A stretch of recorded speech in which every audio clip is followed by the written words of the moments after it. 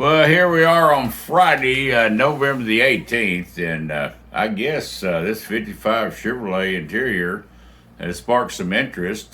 Greg over at My Little Mule and Joseph over at Garden Tractor Boy and a few others, Tom over at Hilltop Machine Works, and so yesterday I stopped and I had to chop some firewood. So I did that little short video just showing we can, even though we get old, but that is not about what it is today. Today is to keep going on the 55 Chevrolet, and we're going to show a little bit of patterning. Those that don't back all the way up a couple of years ago when I did the 59 Interior, put it out there and showed a lot of patterning and stuff, how I end up with decent patterns. You know, you don't have to build each end. You just do half a seat and you flip right to left. You know, just turn them over. You make sure you don't mix up your patterns. And everything is built out of, let's turn it around here, 4 mil poly.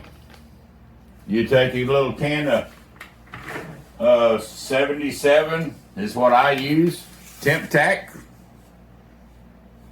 And you just mist it and it sticks right to the foam, and then it comes off real easy. Let's put this away right here, and this is going to be on the this is still the rear bottom bun that we're working on, and you know, this is the original. This is for the 55 Chevrolet. I want y'all to realize, some of you trimmers will realize that this is a 66 Buick frame. When Mr. Melville had bought that car, it came with this. It didn't come with the original seats. We don't know why. But seat frames are, you know, with GM are pretty basic. And so let's see if we can't get this right up here. You know what? Let me... Well, no, I won't change direction just yet. Right underneath here, if we can zoom this, you'll see the black lines. I didn't like this first one. It was too sharp. Because I've done so many of these, you don't want to get your material in a bind. You want to have nice sweeps. You know, we're going to be coming up in here to this point, yes. But this is going to be where the welting, let me zoom around, comes around here and dives off here and ends up here. I'm not carrying the welting, and we'll show you that here in a minute, across, because it always gets underneath our legs. And for this design here, this welting will come off and die down here, and then this would just be a seam, so that it's not going to be rubbing on anybody's legs when they have shorts on, or you know, they're not in their blue jeans. So then we're going to carry. Let's see if I can move this really close right here without jiggling this camera. We're going to carry this. You already see I've got it laid out underneath. Got a nice sweep. You don't have to be just Michelangelo when you start laying this out. But you do want to make sure when you cut it, and well, let's see. We're going to adjust this camera. You know, you viewers that stay with me, I appreciate the bad quality of these videos, but with somebody asking to see more, let's stop this. I'm going to set the camera on the other side instead of moving the seat. All right, let's pick back up. Yeah, you can see me right here, and going to take this down, and I do this with the foam on. I'm going to come down here, and if I can move this without jiggling everything, you will see the frame right here I have temp tacked just enough to let it touch right here. So this needs to be a nice sweep. Now here, I'm gonna have to create a dart. And that is, if you fold the material on the other side, and it keeps it from puckering. But this comes in here, and we follow this frame. Hope you can see all right. I'm running right on that steel frame. Yes, I'm gonna allow more material. We're not gonna cut this right on here. Now, this dives in, and we don't want to have a big old pucker here, so right here,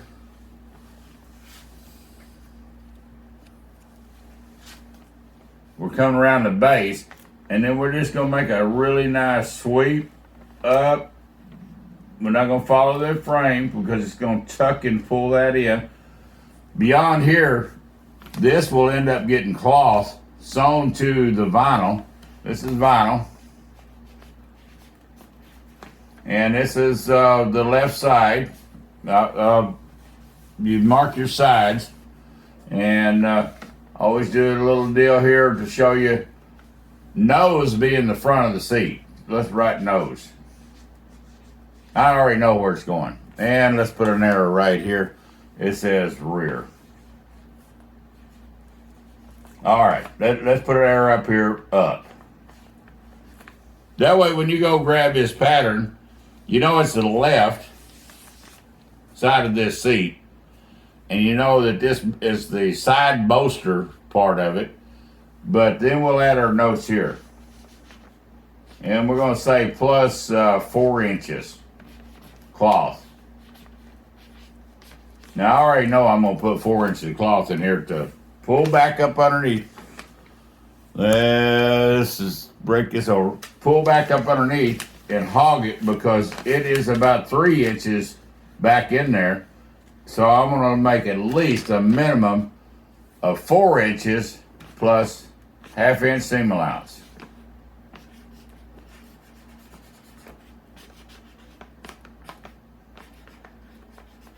Now, trimmers already know you got to have seam allowance, you know. So that way, this thing comes in and it pulls back underneath here. Let's take the scissors real quick. Show you what I'm talking about.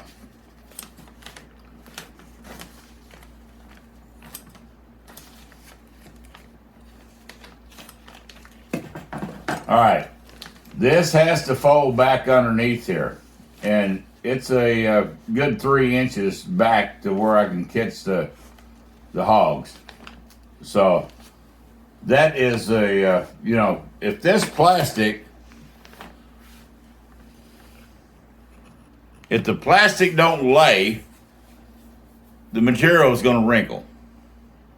So make the 4 mil poly, you know, you have to cut reliefs. And we'll go up here on the top. You'll see that I've cut reliefs up here, and it lays over. And when I cut all this out, then I will put this on chipboard. Let's get a piece of chipboard. This is not the same pattern.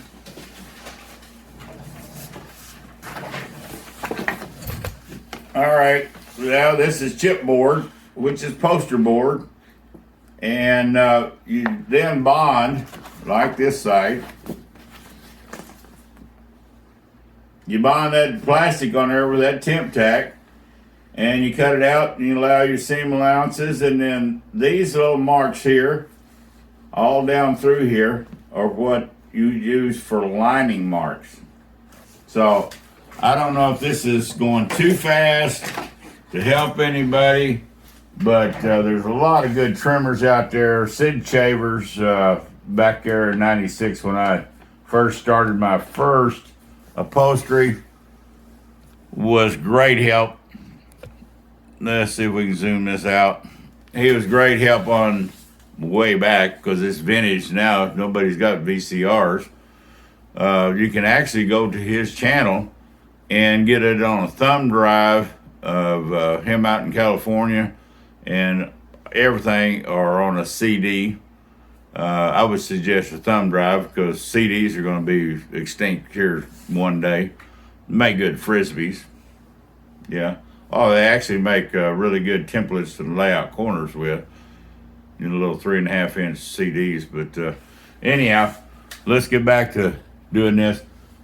Hope this helps. See, like right now, I'll go in here and I'll put lining marks. I don't need to lay them out specific, but then I'll come back in here after I do that. Pick up the tab. Pick up the tab. Pick up the tab. I'll transfer these onto the top new material that is sewn up, which we're fixing to do. Okay. And a lot of times I will put just a cross that is exactly, lining mark, cross. If you got a special situation where the material comes to another seam, put you a mark and put you a 0 around it, or put you an A, or put you a B, ABC, whatever. That way you can lay out. This pattern right here, reversed, will be exactly the same thing on the other side. So you only lay out one side. And like I say, this here, I've got it marked here for 4 inches of cloth to be sewn onto here, which is ample, more than ample. And then I'll trim it after it's hogged in. And this here will get a 1/4 inch foam. I just normally put 1/4 inch, I know what it is. Which is just basically headliner scrim. And you don't want to just pull the vinyl over the side here. It takes out any imperfections if you put the foam sewn to the piece of vinyl. It'll take out all the wrinkles. Now, yes, we're going to end up with some cotton and stuff. Let's go back to the table real quick and show you what I did yesterday, and hopefully it makes sense. Got to make sure the camera's on. Yeah, I'm going to be on the back side of this camera. Can't see if I'm pointing right. All right. I've already sewed on the welt cord, which is over here. And yes, it's a lighter color because these bands, we're going to get a little bit lighter color. I didn't show this on camera.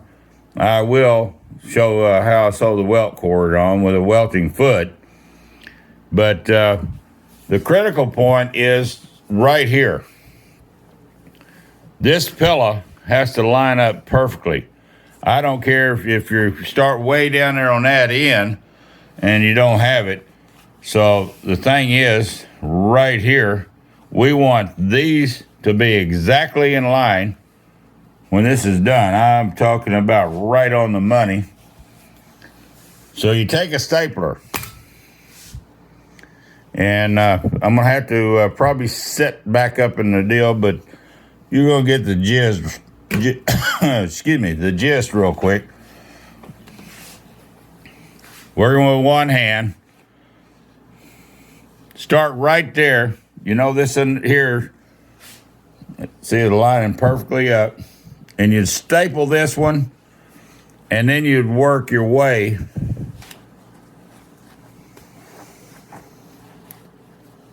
after you're right on this one and staple down. These staples come out as you sew, and you come around and make sure everything relaxes and get around this corner. Now, this is probably one of the most terrible videos you're going to see, but it'll kind of give you an idea. I have all kinds of lining marks. I don't depend as much on them because this material will stretch as it's being sewn. It will shrink, but that's how I do it to make sure it's right on. This does not get foam on it. This is going to get cotton. Let's flip this back over to make a pillow effect. And it will actually be, if you could visualize this, bulge. And so with this centerpiece, we'll have a real nice, not a drastic pillow effect, but a bulge. And then once the cotton's on there, we'll have to work to make sure everything, feels and looks pristine. We hope this helps. Like I say, I'm going to do these continuing in little shorts. And but thanks, Joseph. Thanks, Tom over at Hilltop. And Greg over at, he's interested there at My Little Mule, how I do these. And we're going to continue until we get this thing finished. But I'll try to keep short videos going. If you like this content, please hit a thumbs up. Please hit a subscribe. And keep following Bear's Rod Shop and help us grow. We're going to be out of here for Friday. Got to go chop some more firewood. It's going to be 4 more days of, probably tops at 40. And 40 here, it's chilly. Now, those that are on the northeast up there, and we had to actually pray for those guys that are up there in Buffalo and Erie, PA, and up in that area. 5 to 6 feet of the good white, liquid or frozen precipitation snow. Don't miss it at all. Come back and visit us. Y'all have a wonderful Thanksgiving. We're out.